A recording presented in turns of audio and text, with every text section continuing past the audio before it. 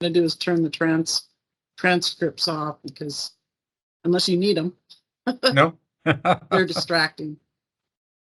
And then I'm going to share my screen.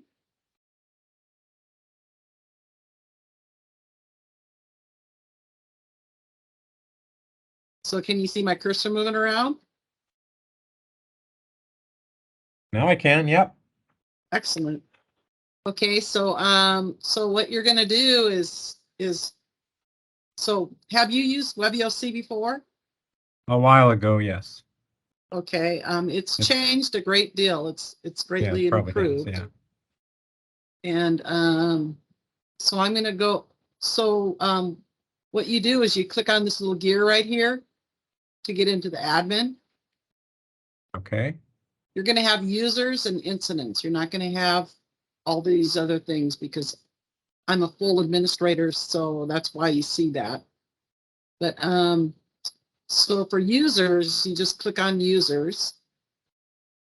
What you can do there is you can, I'm going to take the filter off, so I've got it filtered here. Okay, I've got it running. I've got it running on my desktop on my other computer. Okay. Unfortunately, you said to when I went in, it gives me an incorrect phone number. For your account? For my account. It WebEOC converts it to the foreign, which puts a +1 in front of your phone number.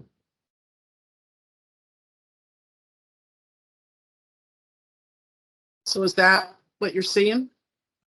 Well, let me put a 1 in there and see. With a dash? Well, no, you don't put a dash in it. The foreign format is 1+ and then the phone number without any dashes in it.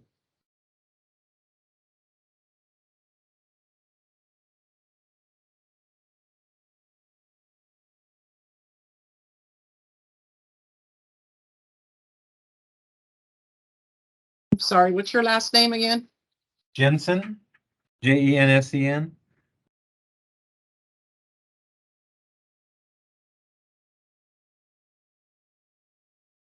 So I don't see a phone number in there.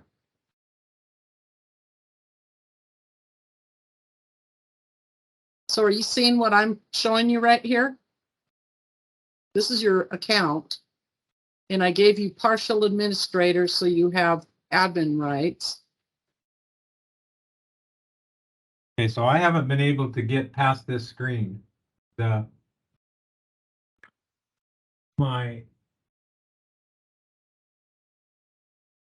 So did you put in the password emergency 1 with a capital E? I did that. And it looks like you've changed your password. I did that. Okay, and what is it? What's it doing after that? Well, it sent me to additional login information. Yep, and then you fill that out.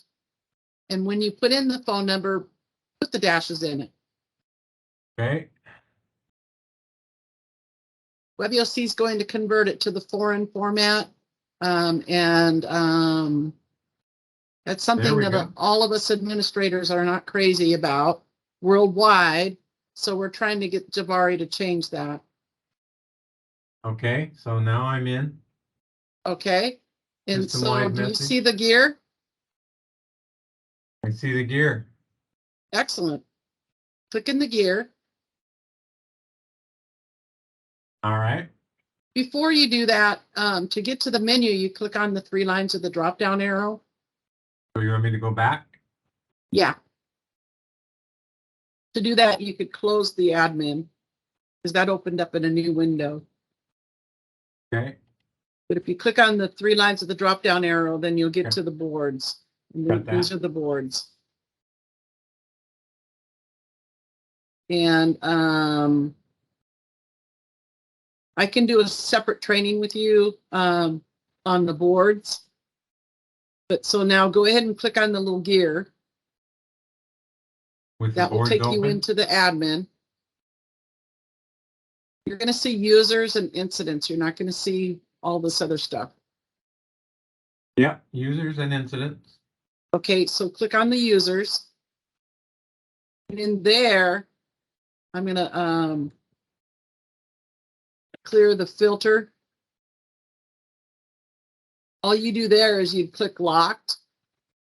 And if anybody's locked out, a padlock will come up. You want me to clear the filters? Yeah, clear the filters and just hit clear. And then if you click on the locked, then if there's anybody locked out, you're going to see a padlock come up. And if you click on the padlock, there's nobody locked out right now. Right. But if you click on the padlock, it's you're gonna get a confirmation that you want to unlock that user. Okay. And then you would go ahead and do that. So that's all you do in the users. And then you'll have sessions. Got it. Sessions will tell you who's on the system and what incident they're in. The default incident right now is the COVID incident. And so that's all you do in sessions. You can just see who's logged in, and there's only 12 people logged on the system right now. Right. When we first activated for the COVID incident, we were averaging about 500 people a day. Oh my gosh. Yeah, it was crazy. And we've been activated for over 2 years for that incident. And then if you click on incidents, you click create new incident. And the naming convention is the year, so 22.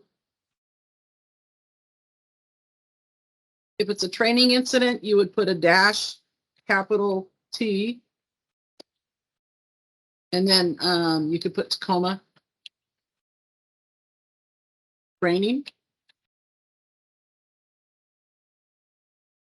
With a dash for the T before the T? Yeah, 22 dash capital T. And then put a space in there and put Tacoma training.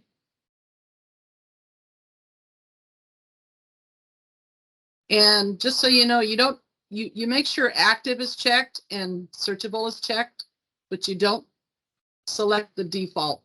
The default is done at the state. We manage that. Okay. So, and then you have to add your groups. In order to see the incident, you have to add your groups. And to do that, all you do is just type agency.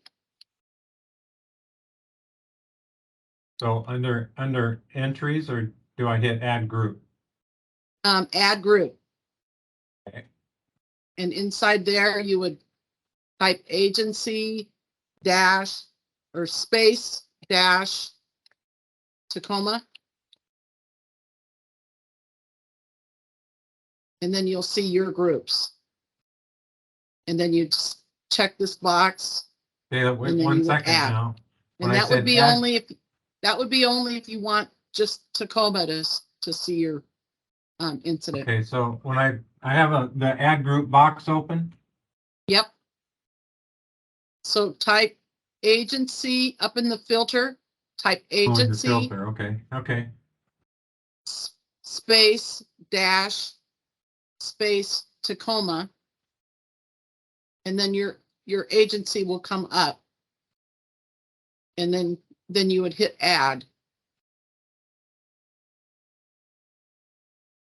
And make sure that it shows up in here.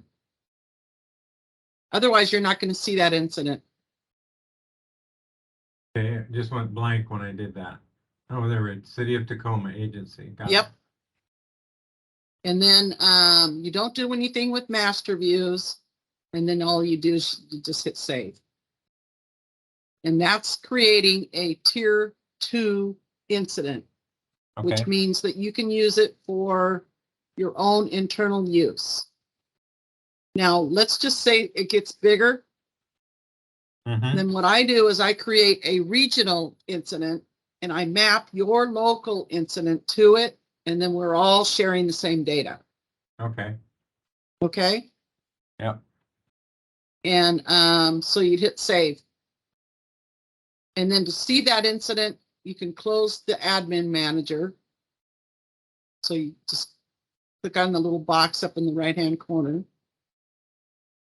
And then click anywhere on the screen and hold down the control key and hit an R for refresh. And you might get a confirmation to resubmit the form. And what that will do is refresh the system, and then you should be able to see your incident. And it is alphabetical in alphabetical order, so it would be this. And you could probably capitalize the Tacoma in the training, but that's okay. Okay. Now you've got a training incident. Right. So and how you get the incident numbers is from the Alert and Warning Center. And if you see this main screen here, if you scroll all the way down to the bottom, the Alert and Warning Center's phone number is right here. Okay. Okay. Yeah. And just so you know, we've got a training incident that we use for training. And it lists out all of the active incidents. These are active for recovery purposes. And we still have the Bowman Beach water incident going on.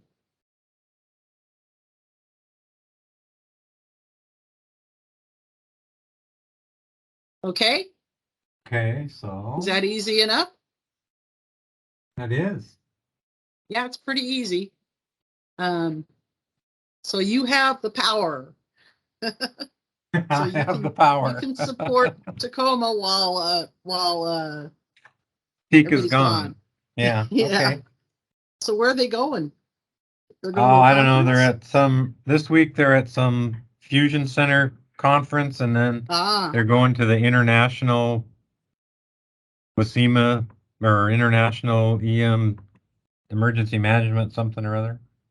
Huh. Excellent. Nice meeting you. Nice meeting you. Thank you for your help, and now I know who to call. Yeah.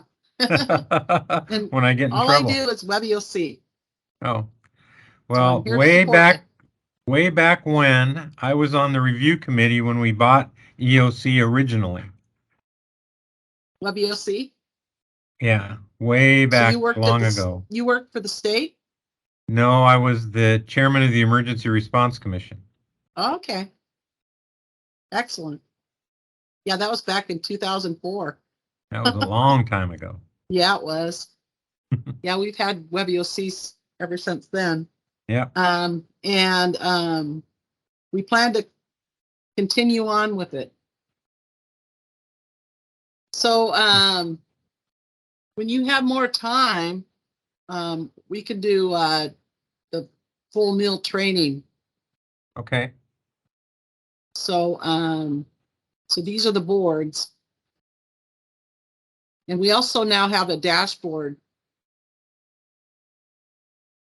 And in this dashboard, this is the EOC activation status board. And how you get to that board is you go into the situational awareness menu.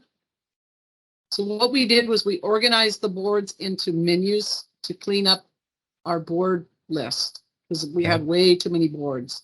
Sure. And so if you go into the situational awareness and go into statewide EOC activation status, I need to give you the rights to write to this board so that, because you guys have an EOC, so I need to give you guys the ability to write to it. So I'll do that. I'll make that change, and I'll send you an email when that's done. Okay. All right. Great. So So I think I also, can get in trouble. Just so you know, the web links board is in there too. And the web links board will take you to, since we have a little bit extra time, we have Oh, another that's 15 fine. Yeah, minutes. I got all the time in the world. So in here under operational tools, what these are websites and dashboards that we consider authoritative by category. So there's a lot of tools in here available to you. Under the operational tools is the Washington Information Sharing Environment. And in there, we have the emergency or the Washington State Emergency Operations Center dashboard. And this is all live data coming in. We modeled this after the Arizona dashboard, which won several awards. So it's kind of similar. The very first tab is wildfires. And so you can click on any one of these fires and it will give you all the details about that fire. So it's showing you that this is the Bolt Creek fire. Mm-hmm. That's that nasty one. Yeah. And the calculated acres is 14,820. And it tells us that that is a type, it's a wildfire, and that is a type 4 incident. And so it gives you all the details about that fire. Yeah, that's cool. Yeah. Yeah, so that's that. And then there's the DNR wildfire intel. I'm not going to click on all these because you have access to this anytime. And how I got there was through the web links board, which was under in the situational awareness dashboard. Right. It's right here. And so you have access to that. And another thing in the dashboard, and to get back to the web links board, you just look for the Javari logo, and that'll take you back to the web links board. But otherwise, there's multiple tabs in here. There's safer flood and hazards viewer. I'm not going to click on all these. Air quality, weather, earthquake. I'm always surprised at how many earthquakes are going on in our state. Yeah. And if you click on any one of those, it'll give you the details of that. It'll tell you the magnitude, the depth, and all that kind of information.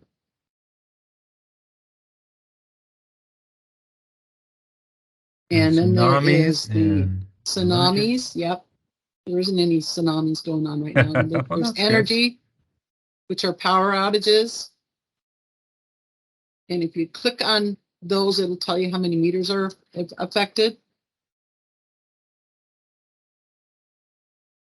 There's only 2 meters affected in this one. So it tracks right down to the meter. Yeah. Yep. And then there is the WASDOT real-time traffic, which and if you click on any one of those, it'll give you the details of that.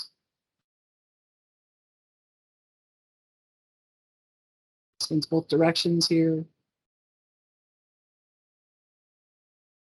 That's just a closure for the, and the legend is over here. So if you click on any of these ones that have the red, it'll tell you what's going on there. And then there is the one-time stop shop traffic, which are all of the WASDOT cameras, and it's not even all of their cameras because they don't share all of them. Right. But you can see what's going on with the roads before you get out there.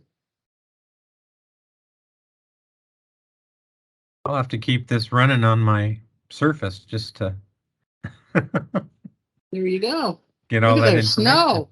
Yeah, You got snow wow. going on there. What? Yeah. Wow, look at that. Snow. So yeah, that's a good way to see what's going on with the passes if you're going to go over the pass, things like that. And then to get back to the web links board, you look for that Javari logo, which is this red icon. And that'll take you back to the, and then there is a NOAA weather dashboard, which,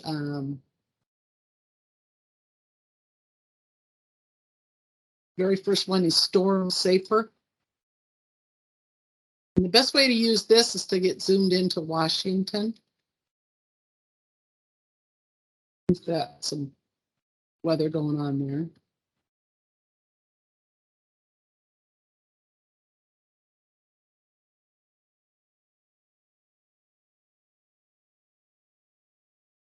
And the legend is over here. And then there is Tropics Safer. And these have multiple tabs in them too. So when you go in there, you can click on all the different tabs. Well, you probably want to get zoomed in on Washington State. Sure.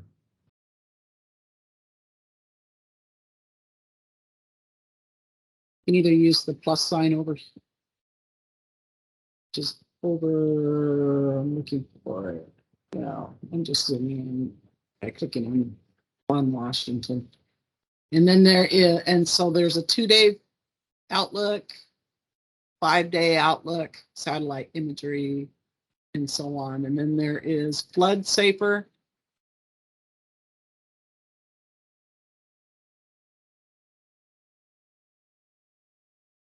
And then there's a wildfire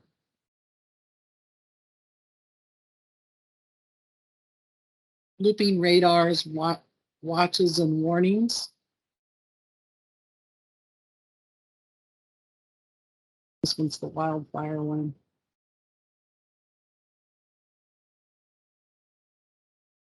So who's keeping this data all up to date? How does this get the source. The sources are. So what they did was they provided us a link to it. So yeah, the source. So what we're doing is we're bringing layers.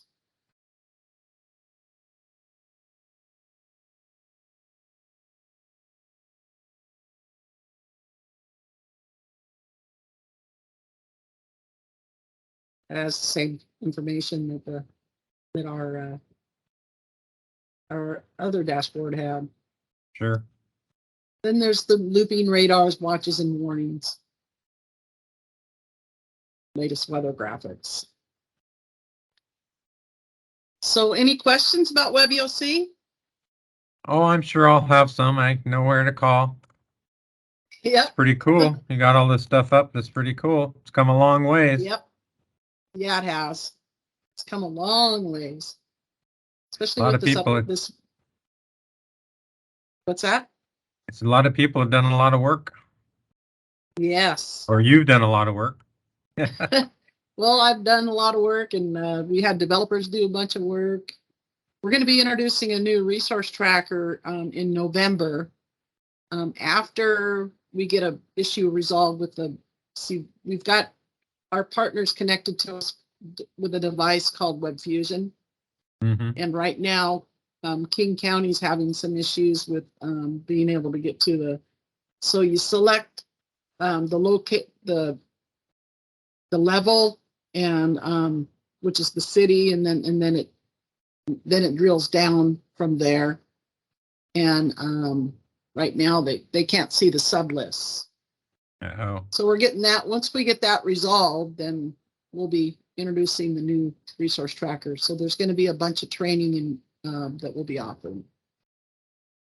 Because that is the tool that's used to order all the resources.